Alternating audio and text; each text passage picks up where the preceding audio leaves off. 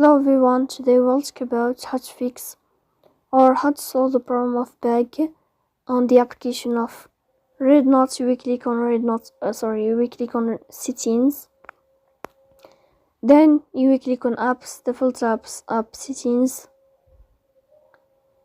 In this page you will scrolling down until you find this application of REDnote and you will click here. Then in this page of app info, you will click on first stop and you will click OK.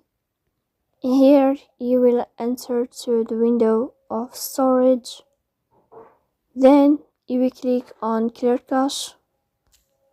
Here you can turn off your Wi-Fi and you can turn on your Wi-Fi again to fix that problem. So please don't forget to support us by like and subscribe.